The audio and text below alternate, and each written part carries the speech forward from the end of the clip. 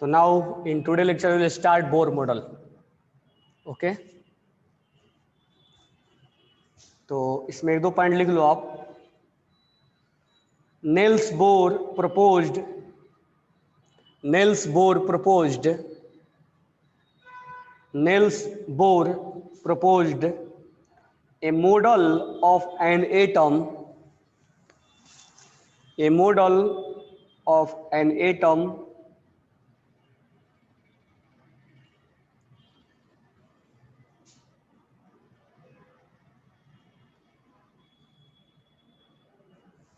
Bohr model or proposed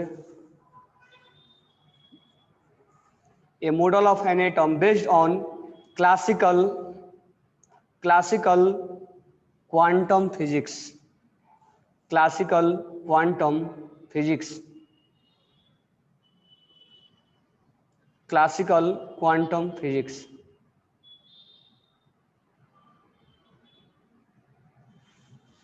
तो अभी तक इससे पहले हमने क्या क्या पढ़ा था? हमने रदरफोर्ड का मॉडल पढ़ा था, इसमें न्यूक्लियस वगैरह के बारे में सब चीज हमें मालूम चल गया था. ठीक है, अब नेक्स्ट पॉइंट डाल के लिखना main postulate of bore theory.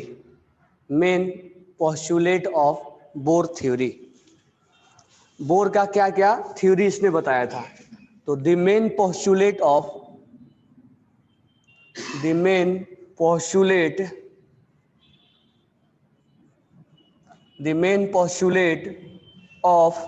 Bore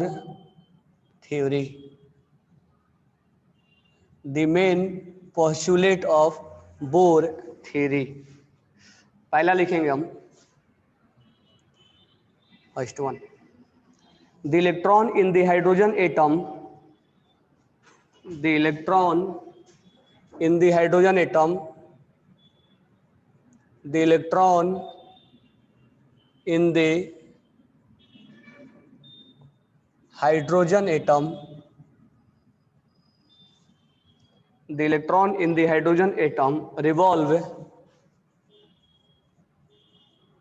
revolve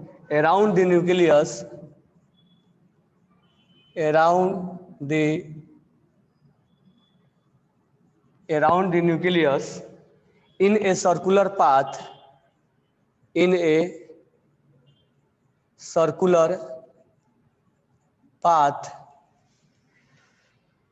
The electrons in hydrogen atom revolve around the nucleus in a circular path of fixed radius and energy.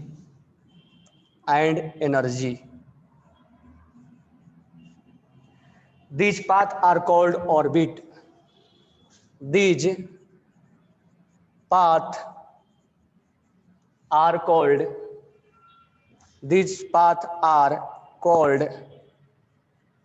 Orbit. These paths are called orbit. These paths are called orbit. These paths are called orbit.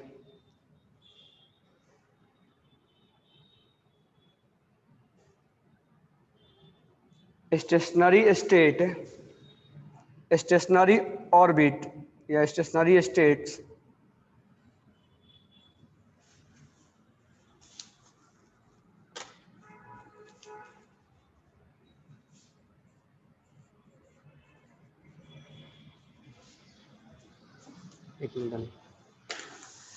stationary state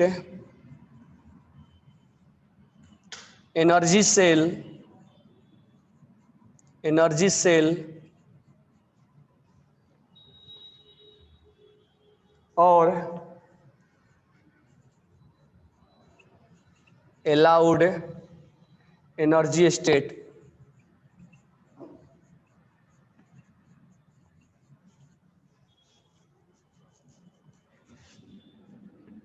Allowed energy state.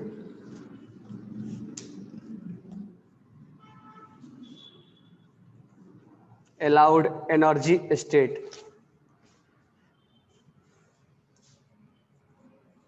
These these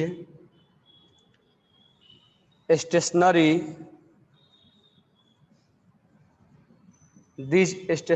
electron, these stationary state for electron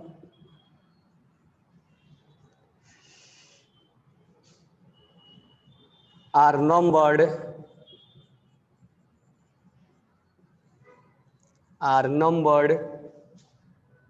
n equal to 1, 2, 3 और designated by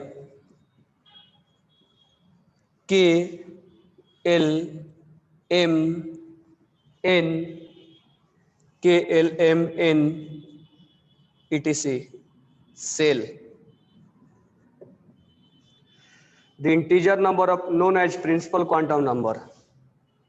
These integral number of these integral number are known as principal quantum number.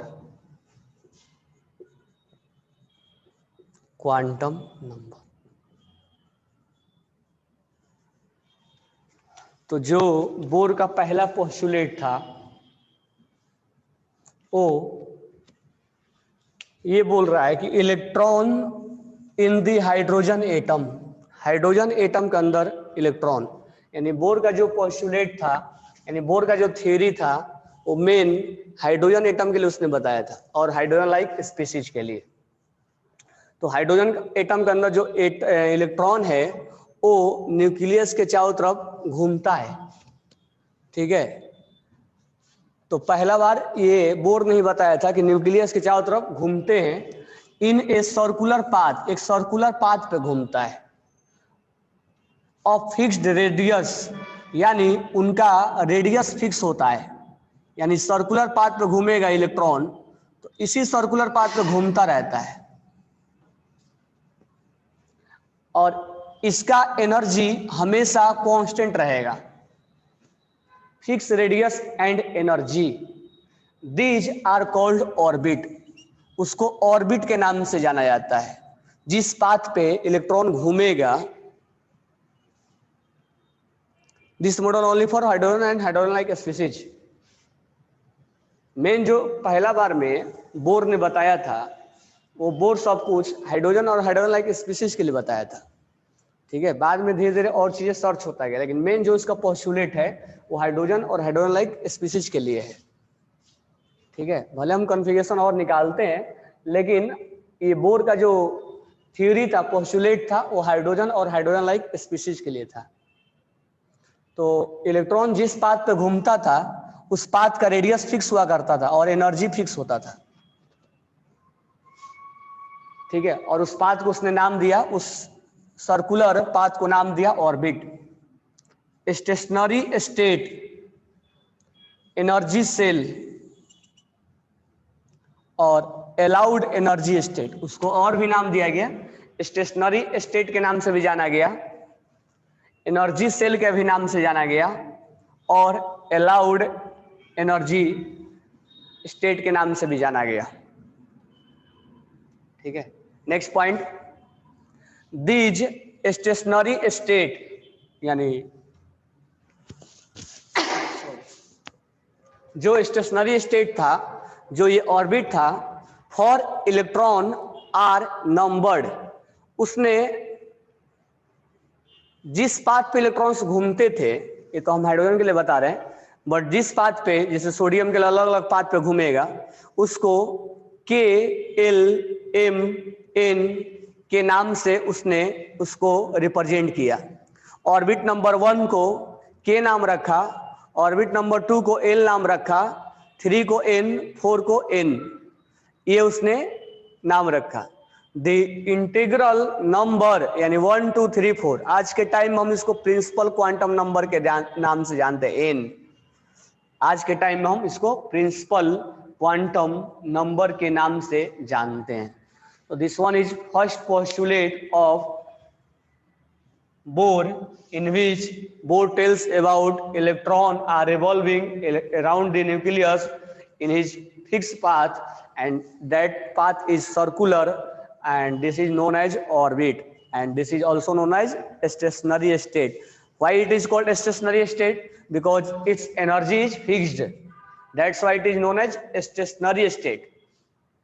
Okay now, because electrons are revolving with their constant energy.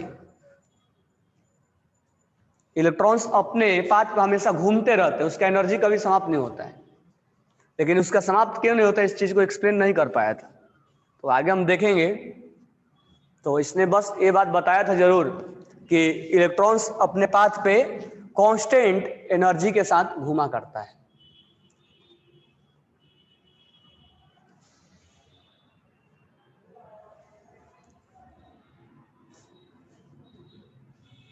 और ये इसका radius fix होता है, circular path पे घूमता है।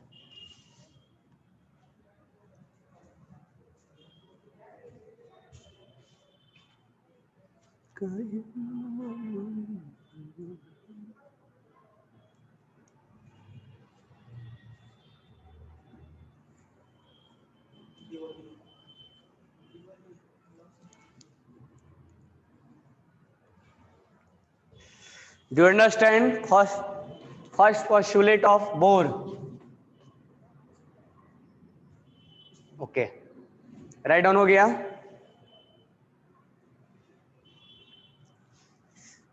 Path of the electron are elliptical or not there. इसने जो बोला था मिहिर, इसने जो बोला था वो सर्कुलर पाथ बोला था, और आज के टाइम तो हम वेव पाथ बोलते हैं कि वेव पाथ पे चलता है। इसने जो बोला था इलिप्टिकल का या सर्कुलर लिखा जाता है, सर्कुलर पाथ पे घूमता है।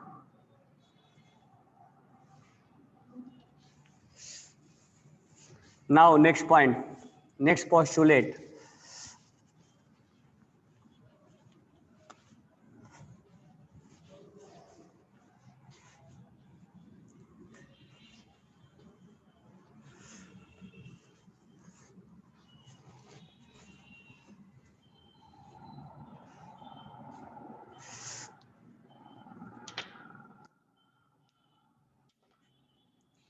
नेक्स्ट पोस्टुलेट पढ़ाने के पहले आप मोमेंटम के बारे में जानते हैं? Momentum, what is formula of momentum? What is formula of momentum? P equal to M, okay, mass into velocity, good. What is formula of angular momentum? What is formula of angular momentum? Good, Sakshi. एक answer आया, angular momentum. देखो, अगर मान लो एक body है और body move कर रहा है, बॉडी मूव कर रहा है, इसमें मास है और वेलोसिटी है, तो मोमेंटम इक्वल टू क्या हो जाएगा? Mass into velocity. बट ये this body move on the linear motion है इसका। लेकिन जब ये मोशन सर्कुलर हो जाएगा, जब ये बॉडी सर्कुलर पाथ पे घूमने लगेगा, तो इस मोमेंटम को जो हम मोमेंटम मास इनटू वेलोसिटी बोलते हैं, उस मोमेंटम को हम एंगुलर मोमेंटम के नाम से जानते हैं। ठीक है, तो व्हेन बॉडी या object will be move on circular path, then it is known as angular momentum,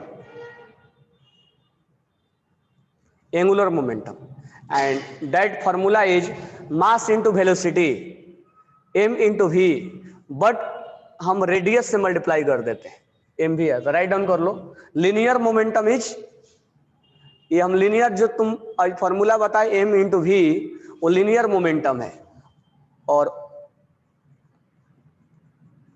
angular momentum को ओमेगा से रिप्रेजेंट किया जाता है, ओमेगा। तो राइट डाउन कर लेना, when object is move on linear motion, then momentum is mass into velocity, that is linear momentum, mass into velocity. mvr sin theta नहीं, mvr केवल होता है, ओनली mvr, रेडियस से मल्टीप्लाई कर दिया था, साइन थीटा उसमें नहीं आता. तो this one is a linear momentum and this one is a angular momentum. तो एंगुलर मोमेंटम का फॉर्मूला लिख लेना m into v into r, और एंगुलर मोमेंटम को ओमेगा से रिप्रेजेंट किया जाता है. ठीक है, ये फिजिक्स का टर्म है दोनों, बट यहाँ पर हम यूज करेंगे पोस्टुलेट 2 में हम लिनियर मोमेंटम और एंगुलर मोमेंटम के बारे में हम थोड़ा सा बात करेंगे. क्यों बात करेंगे? क्योंकि इलेक्ट्रॉन जो सर्कुलर पाथ पे घूमेगा, तो जब सर्कुलर पाथ में घूमेगा तो उसमें एंगुलर मोमेंटम आएगा, तो हम उसमें एंगुलर मोमेंटम के बारे में हम यानी पोस्टुलेट नंबर 2 में हम एंगुलर मोमेंटम के बारे में बात करने वाले हैं. ठीक है, तो हम राइट डाउन करेंगे. Electrons revolve only in those orbit, electron revolve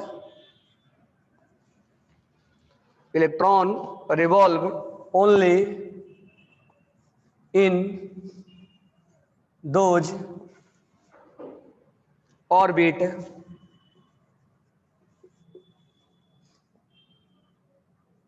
where the angular momentum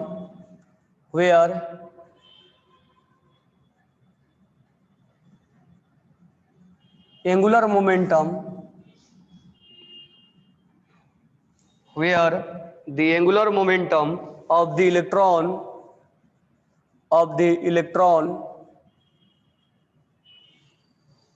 is quantized.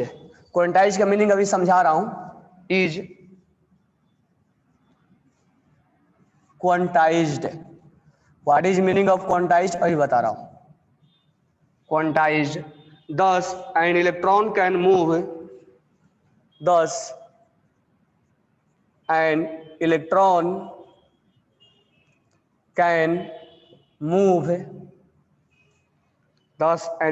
can move only those orbit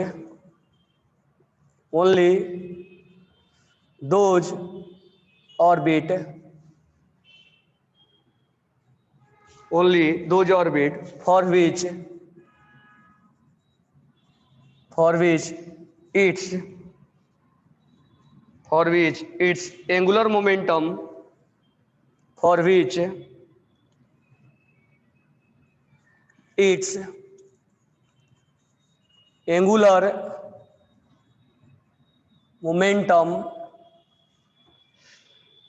is an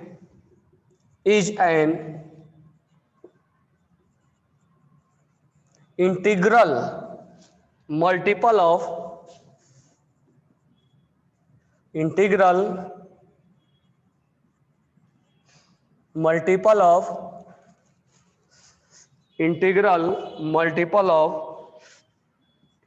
h upon 2 pi, that is why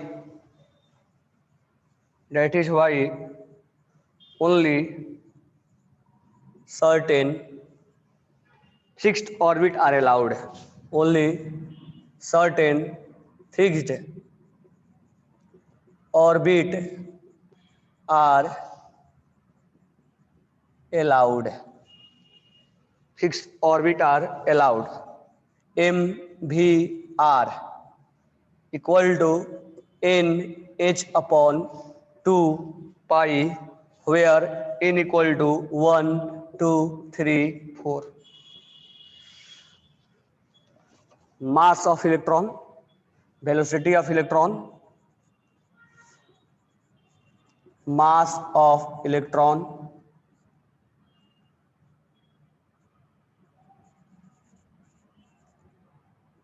velocity of electron, और radius of orbit.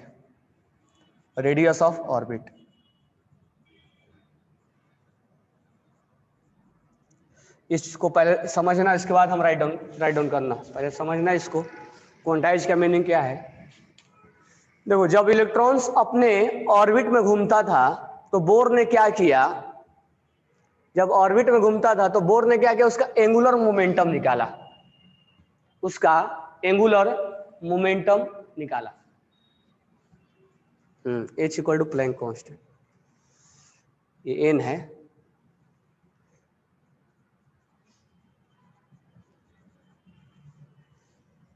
तो जब electrons अपने path पे घूम रहा था तो bore ने क्या किया, उसका एंगुलर मोमेंटम निकाला।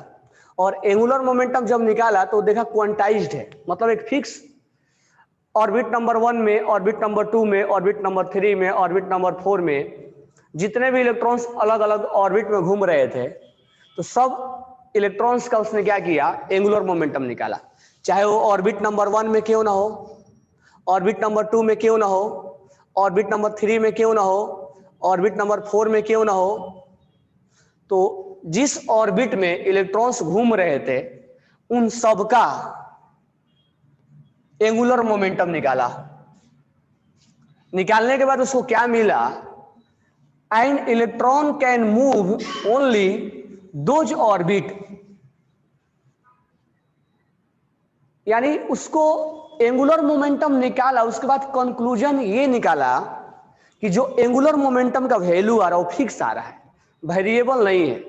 इसका मतलब उसके कंक्लूजन निकाला, कंक्लूजन ये निकाला कि जो एंगुलर मोमेंटम आ रहा है वो फिक्स आ रहा है, यानी सेंटर से उसका डिस्टेंस हमेशा बराबर आ रहा है। मतलब ये इसी पाथ पे घूम रहा है, ये इतना ही पाथ पे घूम रहा है, ये इतना ही पाथ पे आ रहा है, यानी ऑर्बिट नंबर 1 का रेडियस, ऑर्बिट नंबर 2 का रेडियस, ऑर्बिट नंबर 3 का रेडियस फिक्स है, क्योंकि वैल्यू बार बार इक्वल आ रहा था, मतलब इंटीग्रल मल्टीपल में आ रहा था। पहले उसको समझ लेते हैं। तो जब उसने एंगुलर मोमेंटम निकाला तो एंगुलर मोमेंटम का जो वैल्यू आया अलग अलग ऑर्बिट के लिए, पहले इस चीज को समझ लेना कि बोर ने अलग अलग ऑर्बिट में अलग अलग इलेक्ट्रॉन जो घूम रहा था सबका एंगुलर मोमेंटम निकाला, MVR निकाला, और बाद में देखा कि वो जो वैल्यू आ रहा है वो इंटीग्रल मल्टीपल में आ रहा है, यानी h/2 के या तो 1 टाइम्स आ रहा है, या तो 2 टाइम्स आ रहा है, या तो 3 टाइम्स आ रहा है, या तो 4 टाइम्स आ रहा है। n का वैल्यू कोई फ्रैक्शन में नहीं आ रहा है, n का वैल्यू कोई फ्रैक्शन में नहीं आ रहा है, केवल इंटीग्रल होल नंबर है, इंटीग्रल नंबर है और पॉजिटिव नंबर है। तो एंगुलर मोमेंटम निकालने के बाद उसको क्या मिला, जो वैल्यू आ रहा है h/2 पाई, h प्लैंक कांस्टेंट है, इसके 1 टाइम्स आ रहा है।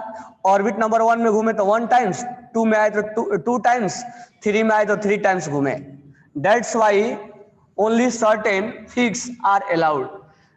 जब उसने MVR का वैल्यू देखा ऑर्बिट नंबर 1 में घूमने वाले इलेक्ट्रॉन का, 2 में घूमने वाले इलेक्ट्रॉन का, 3 में घूमने वाला इलेक्ट्रॉन का, 4 में घूमने वाला इलेक्ट्रॉन का, तो उसको ये वैल्यू मिला NH/2 पाई, ये वैल्यू उसको फिक्स मिला।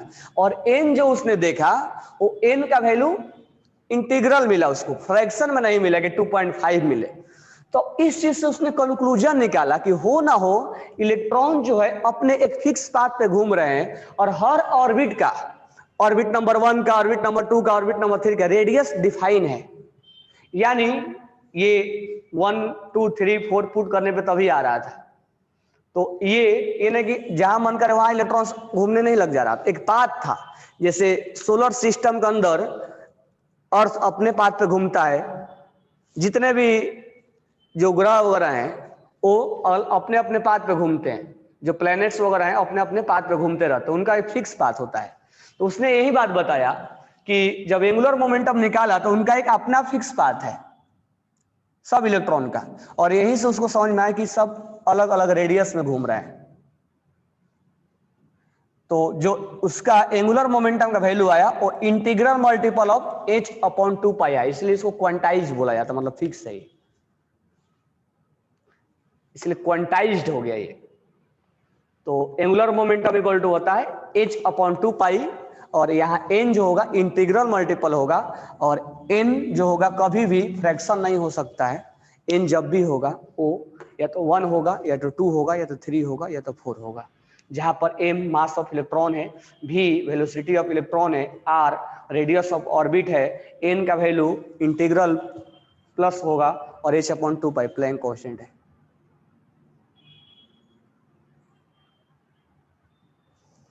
तो ये वैल्यू उसको 1 2 3 4 वो फिक्स आ रहा था। तभी से आइडिया उसको दिमाग में आया कि नहीं, इसमें रेडियस हर पाथ पे अलग अलग फिक्स पाथ है। जैसे सोलर सिस्टम का अपना फिक्स पाथ है, ऑर्बिट अपना फिक्स पाथ पे घूम रहा है, तो इलेक्ट्रॉन्स भी उसी तरह से फिक्स पाथ पे घूम रहा है। क्योंकि ये वैल्यू अगर फ्रैक्शन में आता तो समझ में आता कि एक यहाँ घूम रहा था, एक यहाँ भी घूम रहा है, लेकिन हर बार उसका वैल्यू ऑर्बिट नंबर 1 का इतना आ रहा था, चाहे किसी के लिए हो।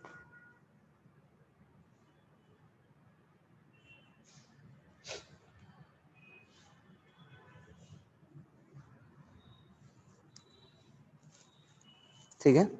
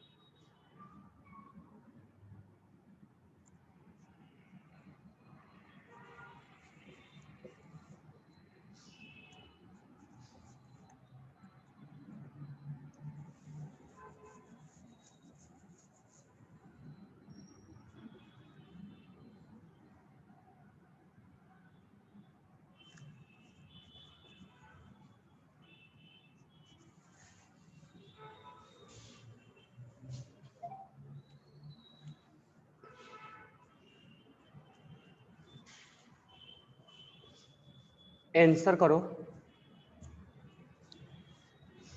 Which is not allowed for angular momentum of electron?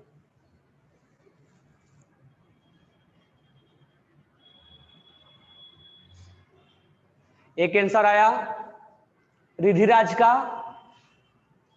और दूसरा आंसर आया रिधिराज के ऊपर राजवी का,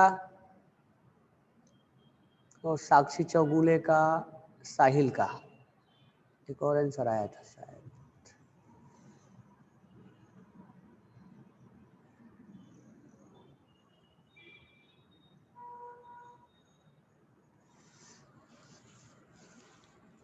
साक्षी का, ओम चौगुले का, रिधिराज का, राजवी का, साक्षी का और साहिल का, जिसमें कि आंसर सही है। चौगुले का गलत है, रिधिराज का गलत है, रिधिराज का गलत है, राजवी का सही है, साक्षी का सही है, साहिल का गलत है, मिहिर का गलत है।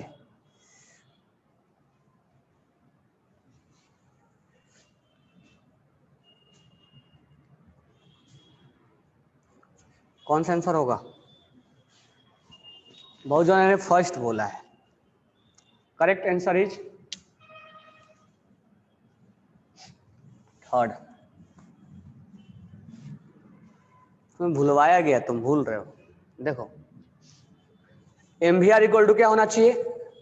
M v r equal to क्या होना चाहिए? N h upon 2 pi. चलो अगर मैं n का वैल्यू 1 पुट करूं तो मैं क्या लिखूंगा? 1h अपॉन 2 पाई, या मैं भूलवाने के लिए दे दूं प्लस 0.5h अपॉन पाई। तो क्या दोनों वैल्यू सेम नहीं है? तो तुम बोलोगे सर ये फ्रैक्शन में लिया गया है। नहीं, ये डिवाइड कर दिया गया है। अगर मैं n इक्वल टू 2 पुट करूं तो यहां पर क्या मैं लिख सकता हूं? 2h अपॉन 2 पाई, या क्या लिख सकता हूं? h अपॉन पाई, ये भी लिख सकता हूं मैं। अगर मैं n इक्वल टू 3 पुट करूं तो क्या लिख सकता हूं? n इक्वल टू 3 मैं पुट करूं तो क्या लिख सकता हूं? n इक्वल टू अगर 3 मैं पुट करूं तो 3/2 एच एन 3h/2 हम 1.5 h/π भी लिख सकते हैं। अगर n इक्वल टू 4 पुट करो तो 4h/2 लिख सकते हैं या 2h/π भी लिख सकते हैं।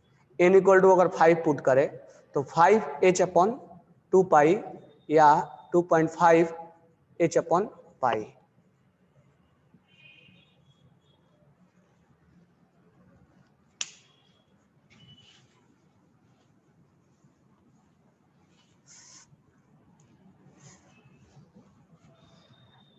समझ में आया क्या?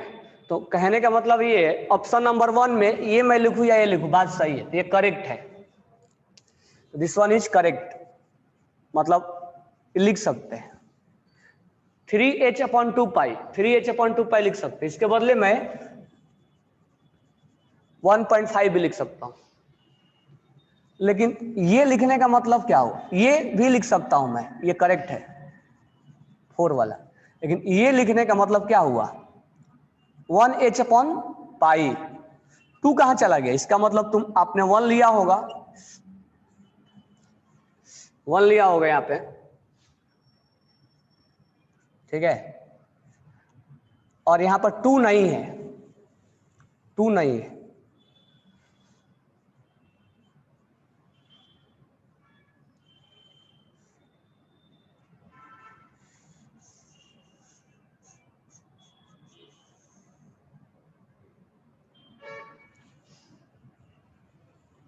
उसको भी लिख सकते हैं बराबर, इसको भी लिख सकते हैं, वो ऑप्शन ही इधर से उधर हो गया, इसको भी लिख सकते हैं, करेक्ट है भी, लिख सकते हैं ना, इसको भी लिख सकते हैं, ऐसे लिखना था।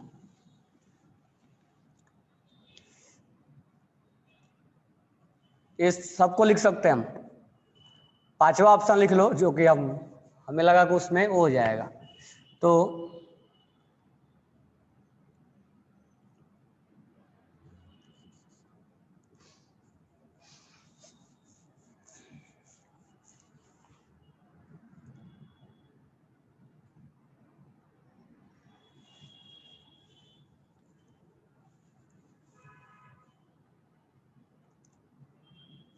1.5h/2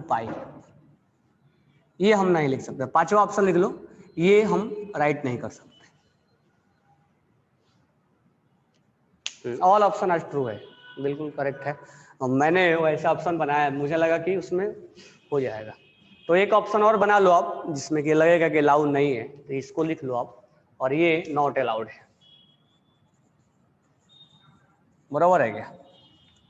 तो एक चीज ध्यान देना, आपको ये मत सोचना कि फ्रैक्शन देख के हम आंसर मार दिए, नीचे भी देखना है कि 2 है कि नहीं है, 2 यहाँ से गायब कर दिया गया, इसका मतलब यहाँ 5 हुआ होगा और यहाँ 2 हुआ होगा, तब लिखा गया होगा, ठीक है। ये अलाउ है 3h/2, देखो यहाँ पे अलाउ है, ये भी अलाउड है, ये लिखा गया, और ये भी अलाउड है, देखो यहाँ लिखा गया, बराबर है ना?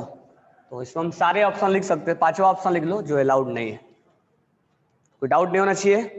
तो हमने 2 पोस्टुलेट बताया, ओके, थैंक्स टू ऑल, और दीपावली की हार्दिक शुभेच्छा सबको, ओके।